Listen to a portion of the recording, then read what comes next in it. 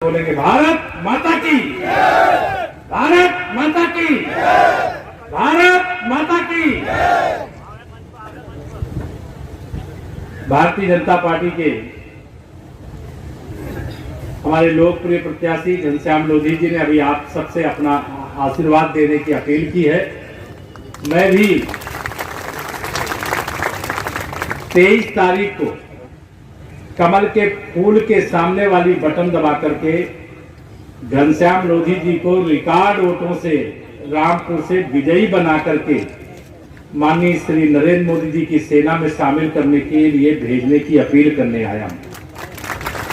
भेजोगे? दोनों हाथ उठा बताओ, भेजोगे? पूरा विश्वास है आप सब भेजने का काम करेंगे। इसीलिए मैं कह सकता हूं कि पूरब में आजमगढ़ में कमल खिल रहा है और पश्चिम में रामपुर में कमल खिल रहा है। हम दोनों सीटें इस बार जीतने जा रहे हैं, ऐसा हमें विश्वास है जनता के आशीर्वाद के बल पर। मैं कमल के फूल को खिलाने का आप सबका आशीर्वाद मांगने आया हूं और एक नारा मैं लगा रहा हूं, और गुंडों और अपराधियों के खिलाफ सख्त से सख्त कार्रवाई हमारी सरकार ने लगातार किया। अपराधी हमारी सरकार में सिर्फ अपराधी है, वो किस जाति का है, किस समुदाय का है, किस जिले का है, किस पार्टी से जुड़ा हुआ, इससे हम लोग नहीं रिश्ता रखते। लेकिन अगर अपराधी है तो उसके खिलाफ कार्रवाई की जाती है और आगे भी की जाएगी। ये हमारी सरकार की नीति है, हमारी पार्टी का विजन है, लक्ष्य है। उनको लगता था कि अगर केंद्र की मोदी सरकार की योजनाओं का लाभ उत्तर प्रदेश की रामपुर की जनता को मिलेगा तो साइकिल पंचर हो जाएगी। मैं उस समय सांसद था, मैंने उस समय कहा था कि अगर आप उत्तर प्रदेश की जनता का हक उन तक पहुंचाने से रोकोगे तो साइकिल पंचर नहीं होगी, टुकड़े टुकड़े हो जाएगा। समय कम है। देखिए, समाजवादी पार्टी तो एक डूबता हुआ जहाज है। समाजवादी पार्टी के प्रत्याशी को अगर आपने वोट दिया, उनकी बहुत जानकारी अभी हमारे लोकप्रिय प्रत्याशी घनश्याम लोधी जी दे रहे थे। अगर समाजवादी पार्टी को अगर वोट देते हैं तो जैसे कि अपना वोट बर्बाद करना। भारतीय जनता पार्टी को अगर आप अपना आशीर्वाद रूपी वोट देते हो तो दिल्ली के खजाने से भी रामपुर का हिस्सा ला करके देने वाला आप प्रतिनिधि चुन करके भेजने का काम करोगे। लेकिन भारतीय जनता पार्टी के प्रत्याशी को आप विजयी बना करके भेजोगे तो उत्तर प्रदेश में अभी भाजपा के 64 सांसद हैं हमारे, उसमें 2 प्लस होने जा रहे हैं, एक रामपुर का, दूसरा आजमगढ़। और विकास के लिए लक्ष्मी जी चाहिए, और लक्ष्मी जी कोई साइकिल में बैठ के तो आएंगी नहीं, वो कमल के फूल पर बैठ करके आएंगी। लोगों को जनता ने विदा कर दिया। अब सपा वापस आने वाली है क्या? आपको लगता है क्या कभी? सपा का कोई भविष्य नहीं। सपा समाप्तवादी पार्टी है,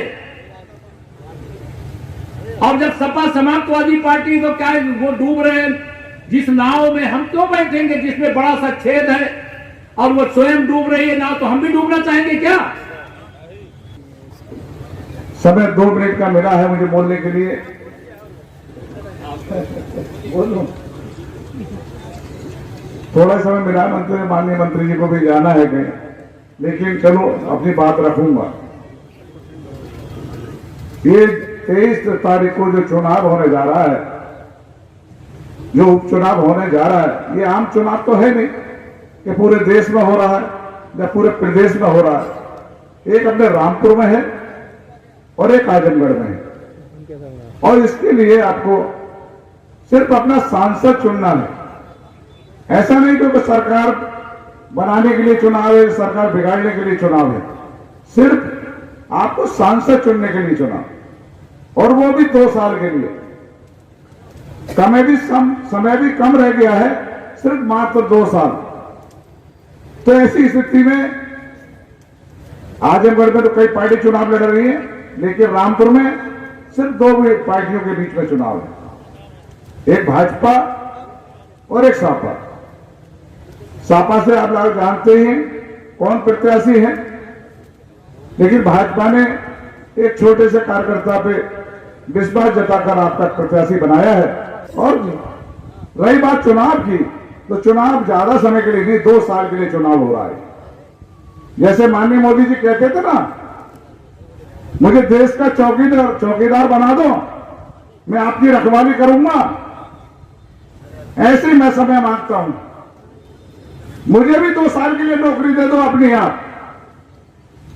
तो इस जनपद रामपुर की रखवाली के लिए सिर्फ 2 साल की नौकरी मांग रहा हूं आप।